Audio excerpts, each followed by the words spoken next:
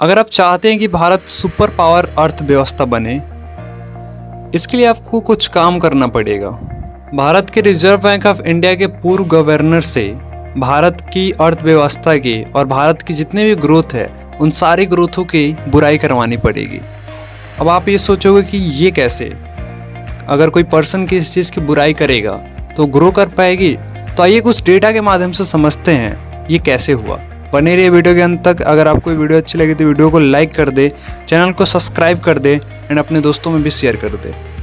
बुराई कुछ इस प्रकार की होनी चाहिए, बहुत सारा क्रिटिसाइज, अंडरमाइंड और ऐसा बोलने पर उनको मजबूर करना कि भारत तो कुछ भी नहीं कर सकता है।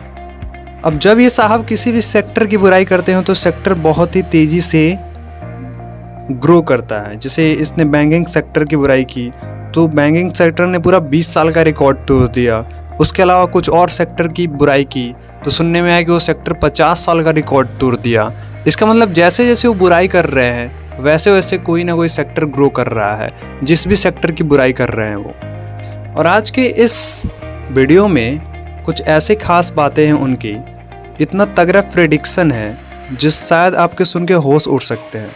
हाल में ही उन्होंने किसी न्यूज़ चैनल पे अपना इंटरव्यू दिया था।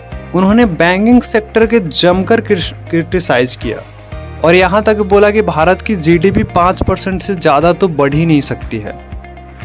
उसके अलावा दूसरा एनपीए को बोलते हैं नॉन परफॉर्मिंग एसेट्स, यानी कि जो लोन लेते हैं वो लोग वापस नहीं कर पाते हैं या फिर उनकी कंपनी जो बर्बाद हो जाती है तो उनके लोन को क्या किया जाता है कि एनपीए में डाल दिया जाता है।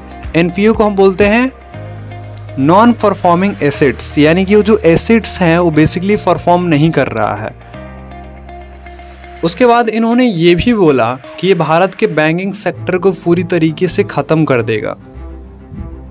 अब इसके बाद जानते हैं कि आखिर जब इन्होंने इतना प्रेडिक्शन किया उसके बावजूद क्या हुआ। इन्होंने भारत की जीडीपी को बोला था कि 5% से ज़्यादा नहीं बढ़ पाएगा, वही भारत की जीडीपी 7.5% बढ़ गया। इसके अलावा इन्होंने एनपीओ को लेकर बोला था कि बैंकिंग सेक्टर को बर्बाद कर देगा। वही दूसरी ओर से न्यूज़ निकल के आ रही है कि भारत का जो एनपीए है वो 3.2% हो चुका है, यानी कि पहले जो 11% था वही 3.2% हो चुका है। इसके अलावा 15% जो बैंकें हैं जिनका एनपीए नहीं मिल चुका था वो 15% बैंकों ने एनपीए रिकवर कर दिया। और ये परसेंटेज बनने के बहुत ही ज़्यादा चांस है, क्योंकि जिस तरीके से हर एक चीज़ ग्रो कर रही है उसके बेस पे प्रेडिक्शन किया जा रहा है।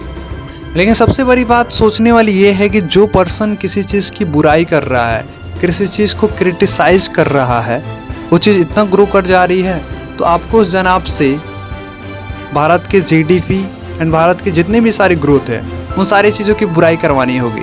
तो शायद इसके हिसाब से अगर हम देखें तो वो चीज़ ग्रो कर सकता है। दोस्तों कैसी लगी ये वीडियो? ऐसी वीडियो को देखने के लिए हमारे चैनल के साथ जुड़े रहे और हम आपके लिए हमेशा ही ऐसी वीडियो लाते रहेंगे।